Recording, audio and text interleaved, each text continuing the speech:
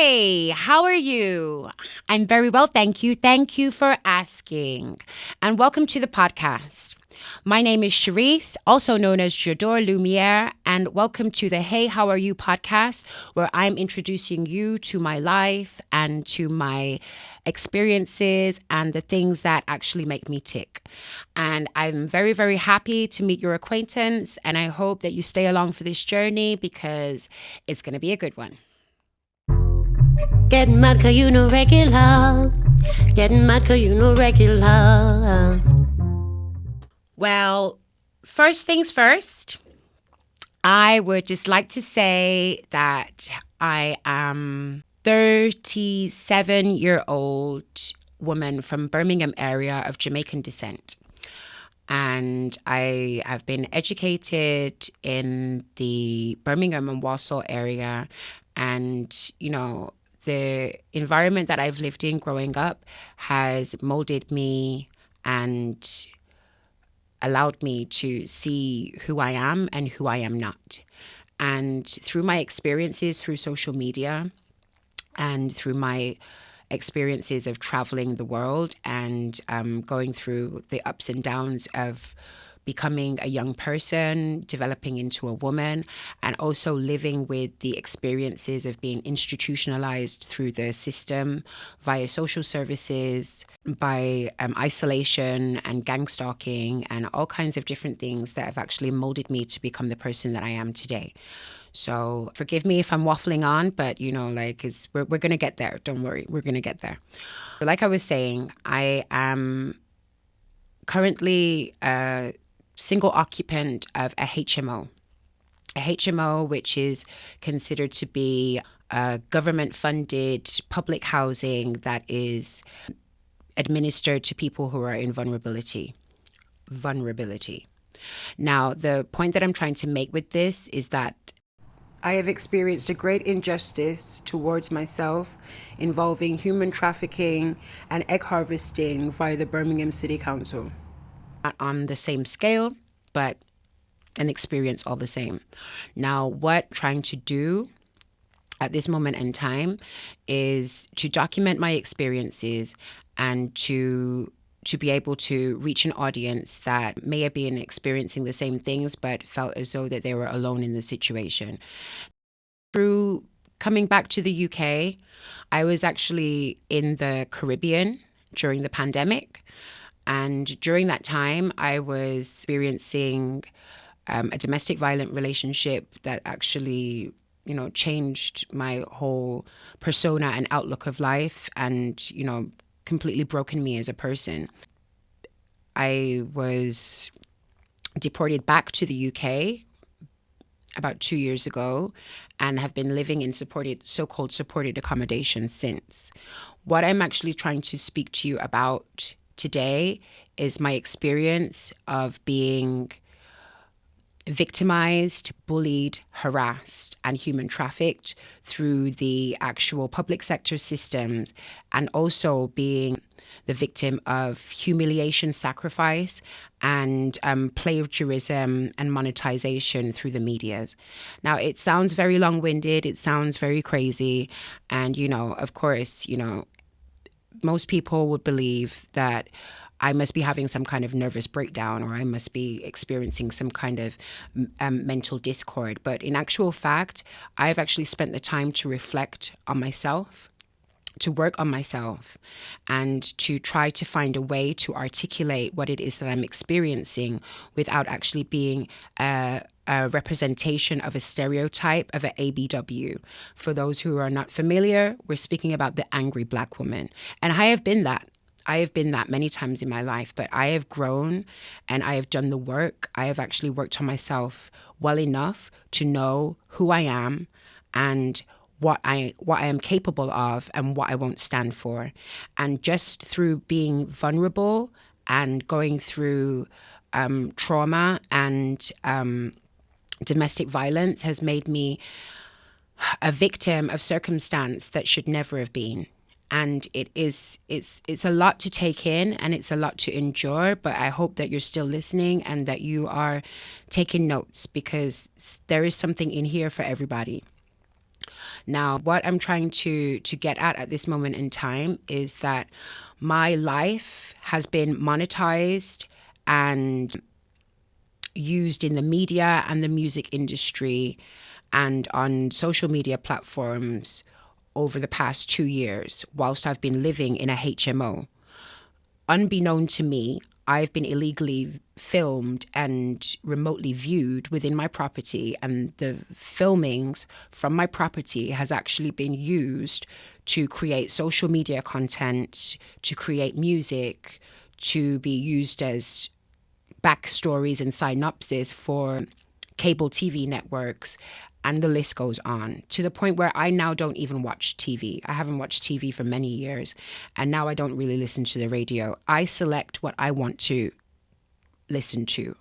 Programming is inevitable, but you have the ability to choose what programs you. You don't have to be programmed by something that is constantly perpetuating to you that you are less than, and all at the same time mimicking your very existence whilst keeping you in poverty. That is something that's actually emotionally broken me. It's made me feel fearful. It's made me feel less than a human being. And it has left room for criticism for mental health issues. And yes, I am a victim of my circumstance. I do understand the role that I have played in regards to that, but there is a bigger, larger scheme at work that has actually kept me in a impoverished fetal position when I was more than ready to stand up many moons ago. Okay, so for those of you who don't know me, I am what I would consider a creative, somebody that is interested in acting, singing, media, and all different types of different formats of creativity.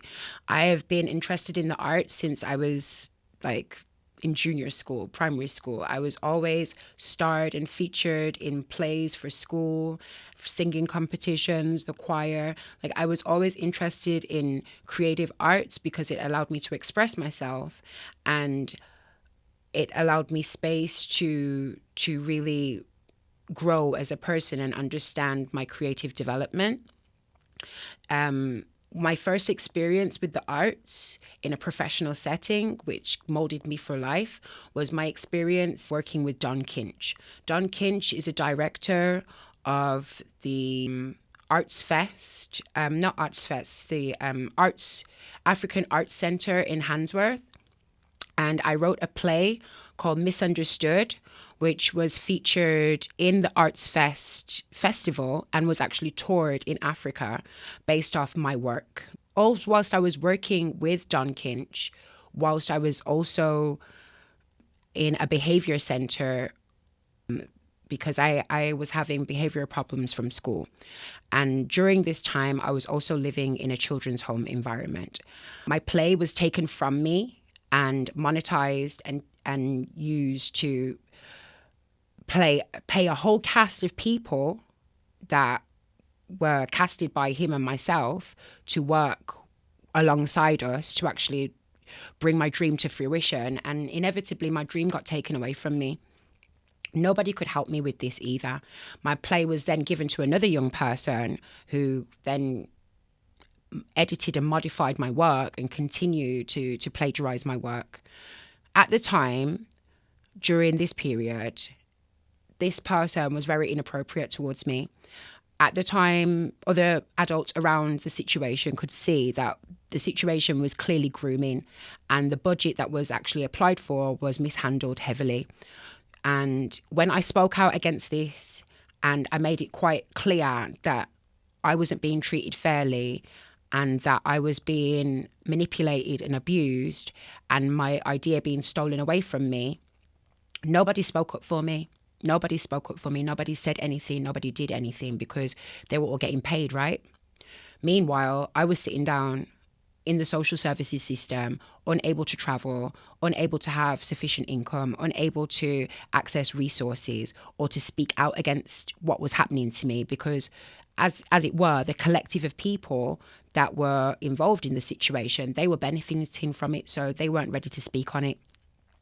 Now, after experiencing this type of loss and this type of plagiarism and robbery at such a young age, it just made me not want to write again. It made me not want to be creative again because I didn't know what to do. In fact, it prompted me to study media. I did a BTEC media at college for digital media and moving image.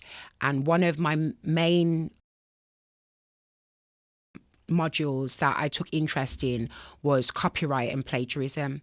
I decided to educate myself on how to protect myself in the industry and still didn't feel confident enough to pick up my pen and try to write another script, to try to create another performance, because I felt like if they were trying to steal my creativity from me and I couldn't protect it, then what was the point of creating anymore?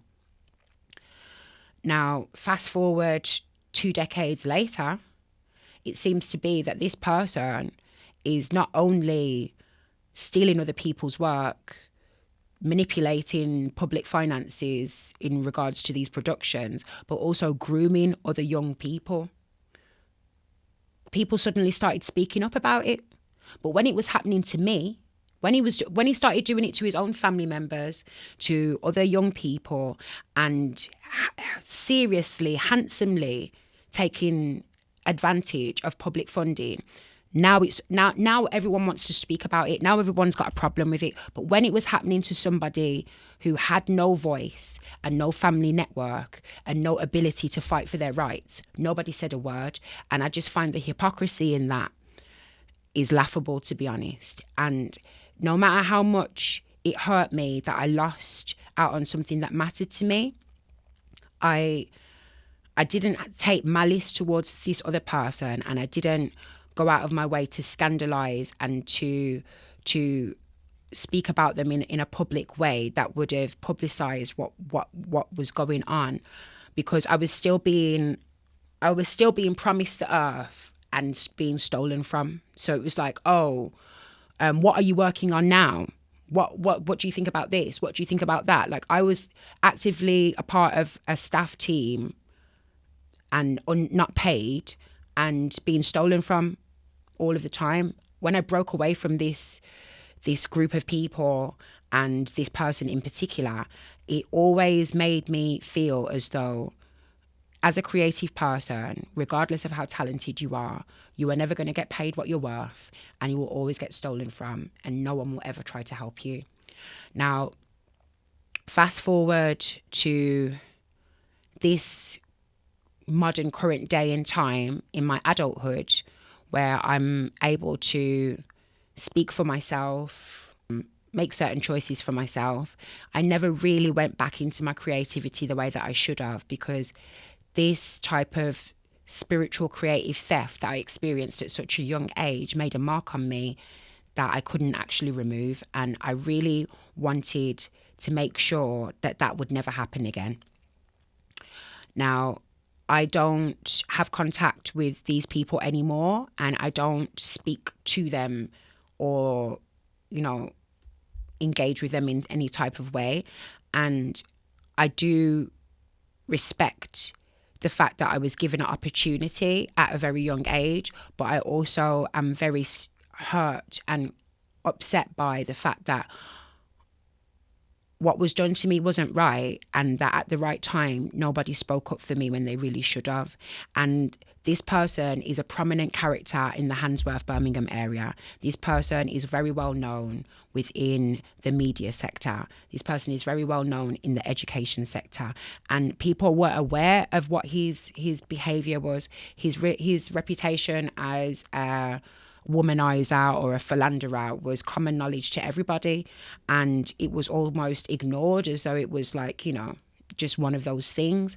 And part and parcel of me wanting to escape the institutionalized environment that I was actually in, I also overlooked it as well, because I honestly thought that I was going to achieve something from being aligned with somebody that maybe wasn't the most honest or the most trustworthy person, but obviously was respected and had the accolades to prove it, and was, selling dreams, basically, is the long and short of it, is what I could explain to you.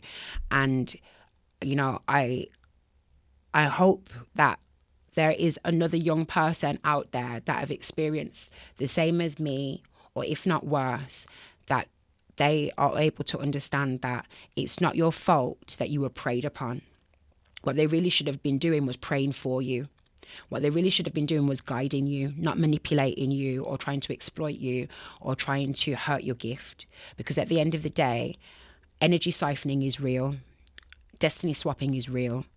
For a person that's of an older age or of maturity to purposefully steal something from somebody in their adolescence says a lot more about them than it does about you. Please don't give up on your gift.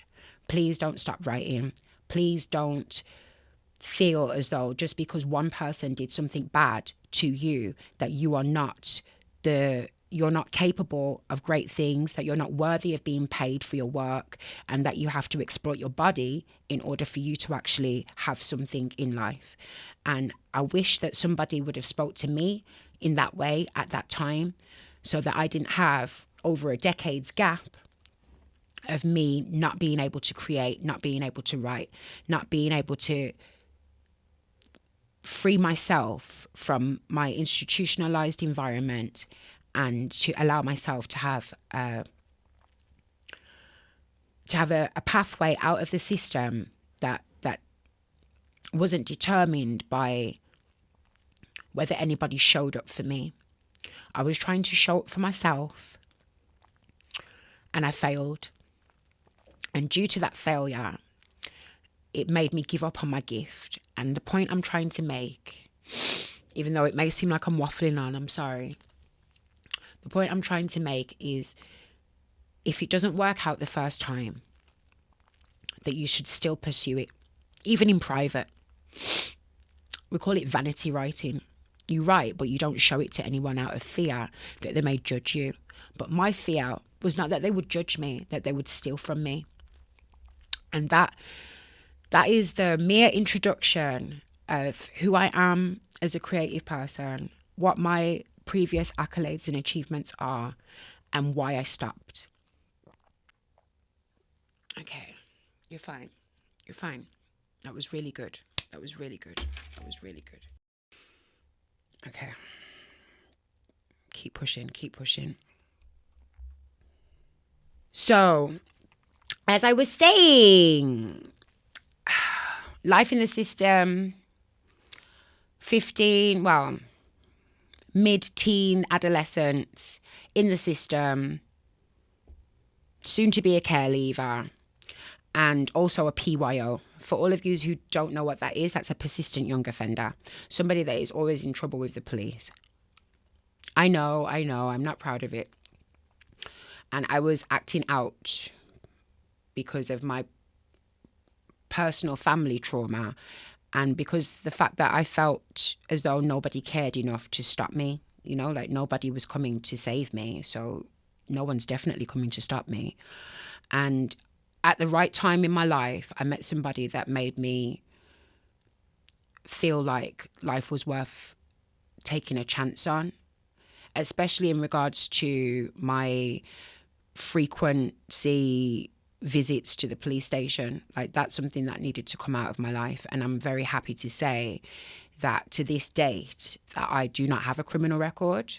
I've been out of trouble for over 20 years, and I will be damned if I let anybody take that away from me. It's not necessarily a big achievement for some people, but on paper, I should have been in a secure unit with over 300 hours community service going to secure as soon as I was 16 years old. So at the right time in my life, I made the right type of choices to make sure that that narrative could never come back into my life. Let nobody tell you that you cannot change. Let nobody tell you who you are.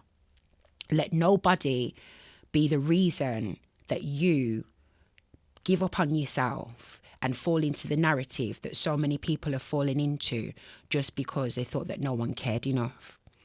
Everybody has bad experiences, and sometimes when you need somebody there to care for you or to tell you the right thing, you may not actually have that. That's why prayer is very important. Meditation is very important. Writing down your thoughts was very important.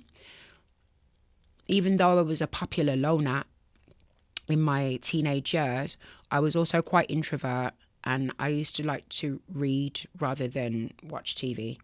And I also used to write letters to myself and letters to public officials, thinking that they would listen to what I've got to say just because I wrote a letter. Like, that's how powerful I thought I was at that age. Like, I was quite naive into believing that if the power was in my pen, then I could push it.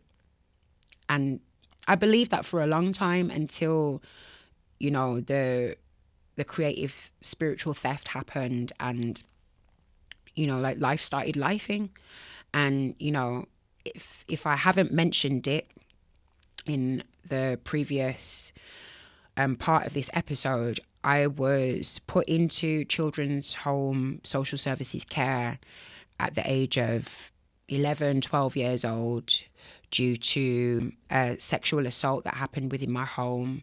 And to cut the long story short, my mother chose my abusers over me.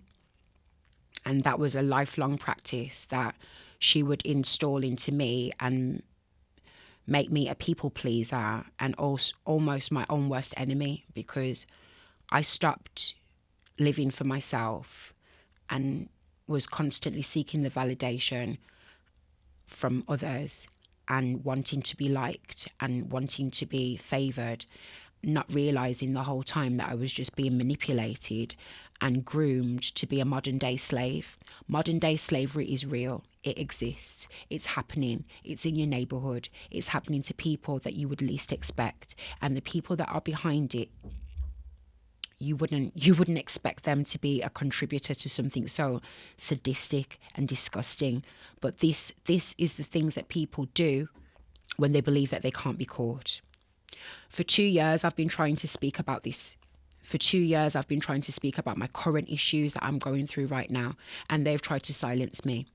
My previous TikTok account that I had of over 3,000 followers and growing was hacked. My YouTube channel wasn't necessarily going anywhere because the people that are currently trying to take me down and trying to stop me from doing what it is that I need to do, or stop me from having a voice, they don't want me to speak about what they have done to me. See, they were fed a reputation and an idea of who I am without actually doing their homework and their research. Because before you try to mentally and financially enslave somebody, you ought to know what it is that drives them. They don't know what drives me. They don't know what pushes me. I'm not going to give up on myself. I'm not going to let gang stalking, financial manipulation, or emotional plagiarism, or a theft of my likeness that's being used in the media. I'm not going to let that stop me from advocating and being myself. And when they cannot find a chink in your armor, when they cannot find a flaw to justify their wrongdoings towards you, they will stage a smear campaign and a sabotage towards your character and reputation that is clearly defamation. But if you're in a period of isolation, without family and friends, without the right support network, without the people to push you forward, then it is very easy for an outsider looking in to get the wrong idea about you. When you see somebody that's alone and isolated, it's very easy to believe that they are the problem, or that they are the reason for things not going right. When in actual fact, they are the reason that things are going right, because they chose themselves instead of sticking around in a familiar environment that almost resembles Stockholm Syndrome. Moving around a lot as a child from different children's home to children's home, my books were the only familiar constant thing that never changed. My address changed every 3 months. A little bit similar to the HMO system that they're running now as an adult. I've been in the system long enough to recognize institutionalization and exploitation within the system and within my community. People do not like the fact that I'm actually able to identify what is wrong and speak on it and articulate it in a way that can be understood. So I'm deemed as a problem or a troublemaker, when in actual fact, I'm just undiagnosed autistic. with ADHD traits. My pattern recognition is absolutely off the charts. I don't necessarily have to talk to you to figure out things about you because I pay attention to detail. I listen twice as hard as I talk, and I love talking. So for somebody to go silent that loves talking, something must have happened, right? I mean, something must have happened, right? Okay. So what had happened was, is that I went traveling. I met a guy. I thought I was in love, and it wasn't that. It wasn't that. During the pandemic, I met somebody that I thought that I was in love with, and I was in the Caribbean islands of St. Martin. Mario Adams, the name is significant. Mario Adams is a known criminal that has done to others what he's done to me. But it was so significant for me to be silenced because there was a bigger scheme at work. During my time in the Caribbean and being in a domestic violent relationship, I was also human trafficked, and I was also illegally filmed, and my likeness being used in the media in Hollywood because, you know, the writer's room was shut during the pandemic, right? So they were like on the lookout for new blood or something. And, you know, the person that I was with is associated to the Crips the Crips gang, and also associated to island criminals. Why does that matter? Why is that significant? Hold that thought. I'm getting to that. We'll get to that. Wait. Unbeknown to me, during the pandemic, I wasn't able to work. I wasn't able to travel. I wasn't able to do anything. Like, I've now become a local person that is dependent on my boyfriend's family and friends because I have no way of leaving the situation that I'm in. So inevitably I was trapped, but I didn't feel that at the time until it was quite obvious from the bruises on my face. But during that time, to entertain ourselves and to make ourselves, you know, happy, we sang, we danced, we had parties on the beach. And, you know, my passion and creativity for music that died with Don Kinch came back. But unbeknown to me, that was actually being filmed and filtered back to Hollywood to create a doppelganger of my existence via another Crypt gang member. All cue in Blueface and Krishan. This is your moment. We're talking about you. Yes, you. When I came back to the UK from the Caribbean, at this point, I no longer look like myself. When I left, I didn't have dreadlocks. Came back, I've got dreadlocks. I now have a St. Martin accent. I talking different. And I also be speaking Creole French too, which was very, very strange to my parents and my family. I mean, like, who is this? Who are you? Who does this? Somebody that's been away from home for 4 years. Obviously, I'm not going to be the same. Why would I be the same? But what I didn't realize is that they actually filtered my whole personality and identity towards a talentless, mindless thug and tried to recreate my trauma and monetize it for Zeus Network. Zeus Network, Natalie Nunn, Blueface, his mother, Krishan, they were the main instigators in the current trauma that I'm experiencing right now. And the list goes on. I'm telling you, I have a long list, but we're going to deal with it in chronological order so that I don't sound like a crazy person because, you know, how would that look? Yeah. So like I was saying, because I wasn't aware of what was going on, but I was viewing it, I wasn't able to actually click the synchronicities between what was going on until they became more direct, until they became more personal. Because now I'm in an institutionalized environment in a HMO, being remotely viewed, and those images are being filtered right to these people. And I am then now watching it on TV. Now, who helped these people to publicize their platform further? Who helped these people to reach bigger audiences? All Q, Kaisernet. Yes, Kaisernet. And AMP. Because you needed help, didn't you? You couldn't just do it on your own. You needed help. You used your platform alongside DDG. Yes, we're speaking about you, DDG. We're speaking about you, Daryl. And you, Haley. Oh, we'll get to the Disney twins. We'll get to the Disney twins in a minute. But let's deal with these lot first. Because they were first in the problem. Y'all came after. You used your platform to let these Neanderthal wildebeests run amok and publicize the fact that they were using somebody else's identity as a doppelganger and spiritually siphoning me whilst I was in a position not able to travel, not able to represent myself legally, and without my family and friends. You are a bully, you are nasty, and you have abused your platform in many different ways. And I've already made previous video posts on my social media that I will prosecute you if you continue. And you thought it was a joke. You tried to steal my voice, you tried to block me, and you tried to collaborate with other music artists and other people to continue making a mockery of who I am and what it is that I'm going through in order to support your streaming platform. Now, I understand streaming may be hard. It's very difficult to come up with ideas to be entertaining. That doesn't mean that you choose to pick on one person continuously in order to line your pockets and then seem to think that anyone's jealous of you. I would never, ever do to you what you have done to me. That's why we are not the same. It's nothing, it's not to do with they're not like us. We are not the same. I would never do that. And what you've done to me, I wouldn't wish on my worst enemy.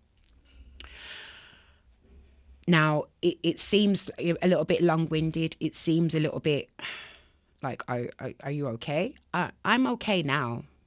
But at the time that I was going through it and I was trying to piece it all together, it wasn't making sense. And through being gang stalked and harassed and also financially blocked in certain ways, it kept me in a state where I wasn't able to fight out against it.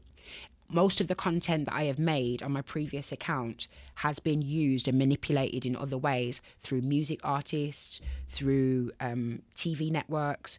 The Love and Hip Hop franchise, we're going to get to you. The Zeus Network, we're addressing you. Baddies, whatever program the two Neanderthals were on, I'm very grateful to the fact that this toothless woman has stopped trying to do what she was doing before she got locked up. Because if I had it my way and you continue to do that to me since you've come out, you'd still be behind bars. I actually put myself in a position where I actually took a pole dancing job in order to finance legal representation against you people. I would suffer and put myself out on the line to do that type of job to make sure that I can fight you in the way that's the right way. Because what you really wanted was for me to crash out on the internet so that you could actually take that video and make more money from me crashing out. See, you were trying to manipulate my reaction to trauma that you inflicted upon me, forgetting to actually realize and take accountability that you are the cause of it. It's cowardly, it's disgusting. And at the end of the day, you are a man hurting a woman and you feel justified in that. And not only did you do it, you gathered your friends to contribute to it as well. What kind of low vibrational animal does that? Who does that? The whole industry. How many people have you had on your platform over the past 365 days that have contributed to my trauma? Yes. Because I don't need to keep receipts. You are the receipt. You're a content creator. Your fan pages are the receipts. You are the receipt. You keep worrying about what type of evidence I could have to prosecute you. You are the receipt. And as long as you made money from those videos, the internet is forever. Even if you delete them, you made money from them. There is a receipt. That there is a way to prove what it is that I'm saying. You didn't need to do that. You didn't need to hurt me. And I would never do to you what you have done to me. And to the point where you have actually taken it upon yourself to believe that remote viewing my life is your entertainment, or that it's your right to. Like, at one point, your content wasn't really about anything else. I'm glad that you've taken a breather from that, though. The previous video that I made where I promised you that I would actually drag you up and down these courts, you didn't expect me to pull up to New York, did you? No. I would have filed a lawsuit, but it was a Christmas season, and I thought, like, how does that look?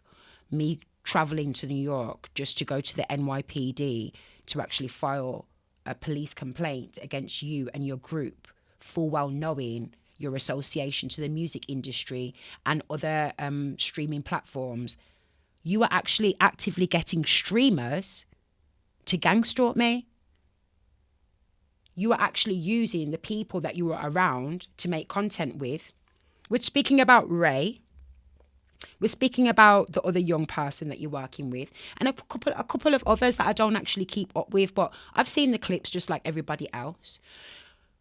A gang stalking tactic that they love to use. When they're speaking about a female, they will then speak about a male, but in actual fact, they're actually speaking about a female. When they're trying to insult somebody or to put them down and not make it actually direct, what they will do is then flip it in reverse and put the genders in opposite. So a lot of Ray's content is based off what they think my personality is. It's not my personality. And I don't actually have anything against Ray because he's an adolescent, like he's impressionable. He looks up to somebody thinking that what they're doing is the right thing. So why would I have a personal vendetta with the Chinese community unless they were gang stalking me as well? Is this thing on? What I would also like to say as well is that I'm quite disgusted in Hailey Bailey, the Disney girl, the Little Mermaid. Why did you allow your boyfriend to convince you to victimize and bully another woman? Or was it your boyfriend or was it Beyonce? Like, who convinced you that that was a good idea? I know it sounds crazy, right? But real eyes realize the lies. And I don't need to lie. I don't need to protest too much because the receipts are there. And your silence your silence speaks volumes. Like, how could you do that to another woman? Why would you do that? And then in the next breath, like be advocating for Disney, but we all know what they do, don't we? I'm sorry, I shouldn't laugh. And then, this whole thing with your sister and Burna Boy, you guys need to get new content. Stop using what I do socially or intimately to make content. Do something with yourself. I don't actually have a problem with you as an individual because I don't necessarily listen to your music. I don't necessarily know anything about your life. I don't care, because if you could do this consistently to somebody that's never done a thing to you, never made a post or a bad remark about you that says something about your character or your non-moving career. Well, I mean, I guess you have got a career that's been carbon cut for you, but it isn't the success that you were promised, right? So you thought that you would just do this as a segue, as a side gig. Very lame, very petty, very disgusting. The fact that the music industry as a collective have contributed a lot of different doppelgangers based on my identity has left a mental effect on me and how I live my life. It stopped me from listening to the radio. It stopped me from going out to clubs and socializing and dancing. It's actually made me a different version of myself that doesn't interact with certain things in the world because I know that I'm a constant moving target. Oh, speaking of target, let's speak about Deshay and Kane. You as well. Where do you come from? Why are you doing that? Or is it because DDG told you to? Or are you in it together? Or is it just a content making thing? I don't know. I don't really care. I just want to prosecute you. I just want for you to actually stop what you're doing, stop affecting my mental health, stop trying to bring me down after I do everything that I can within my power to build myself up in order to make content. Obviously, you don't have much content. That's why you are doing this. This is not okay. It's not okay. And the fact of the matter is that because I'm not in a position to challenge you in court, or I'm not in the same environment as you think that you can get away with it. Now, my silence was the hardest thing for me to master. Clearly, we're half an hour in. I love yapping. My silence was the hardest thing for me to master, but it was a skill that was going to help me. Because I sat silent long enough for you to pull the rope long enough to hang yourself and any of your associates that joined in with you. The receipts are longer than my arm. And it's because I stayed silent. All praise God for that. Thank God that he installed in me, it's time to be quiet and just observe. Stay still long enough to observe the enemy and allow them to make mistakes. Do not mirror their behavior. Do not become like what you don't like. Okay. It wasn't easy because you think that I can't go toe to toe with you. You think that I can't be just as bad as you or worse. I had to hang them shoes up. I had to give that up. Forgiveness is for myself. Forgiving myself for allowing myself to even become associated to anything such as that. Vengeance is for God. And the paperwork, it's on its way. Doing this podcast is a way for me to find my voice and to put my message out there in an articulate way that can be understood by many different generational age groups. And for me to be able to try to promote myself as a brand, to promote myself as a public speaker and somebody that advocates against injustice, and also allows me to try to make a lucrative income from something that is just me speaking on my truth and my experiences that can actually help me. I spoke to a counsellor and they suggested doing a podcast. It was like, it'll be cheaper than therapy. You're going to go to therapy and just end up with a bunch of notes on yourself, which you've probably already got in your house because you write everything down. This is my therapy. I'm not going to stop making podcasts. I'm not going to stop speaking about what I've been through. I'm not going to stop talking about you, because when you were hurting me unnecessarily, you were relentless. You didn't stop. You didn't give a damn whether I lived or died. And I was on the verge of unaliving myself. Every time that I healed myself, you were right on time with your BS. And the thing about it is, there is no reason for it. There is no reason for you to try to hurt somebody else other than the fact that you're idle and greedy and selfish, and that you're not a good person, because good people don't hurt others. Good people do not pretend to be one thing when in actual fact, you let other people use you to this point and now you're the main focal point. Because we know which music artists put you up to this, don't we? We know who put you up to it, but you decided to carry it on and to get your minions involved as well. So what we're actually looking at right now is the fact that I don't have the capital to challenge you, but don't think that I won't. Don't think that I won't. And just because you've stopped doing what you've been doing consistently for 2 years, don't think that I'm going to take it easy on you. Absolutely not. I haven't forgotten anything. I know where all the bones are buried. And I'm telling you now, I'm about to shake things up. And it's not a threat, it's a promise. Because it's a promise that I've made to my inner child. Because she's very disappointed in me that I allowed myself to get bullied and hazed. Somebody that has such a small mind and a small mentality, that they thought that they would get away with this. They thought that they would get away with this. At this point in time, I don't think that you are a good person. Everybody might see you in that light, but through my personal experience of what you've done to me, I can't see that. And the video that I actually made, I've never actually spoken about you personally or your looks or anything to do with your background or anything like that, because I'm not that person. Your moral conduct is more disgusting than anything to do with your appearance. The most hideous thing about you is the fact that you took part in something like this towards a black woman and you thought that it was okay. That's more disgusting than anything.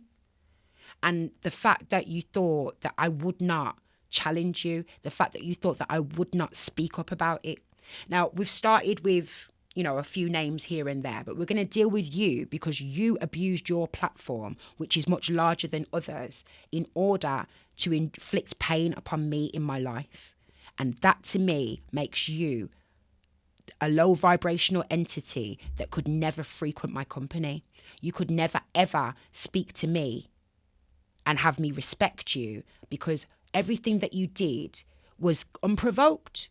There is no reason for you to abuse your platform and your finances in order to hurt another person just so that you can make videos for clicks and views. God forbid that you don't experience the mental trauma that I've actually experienced. God forbid that karma doesn't forget where you live. She knows where you live, babe.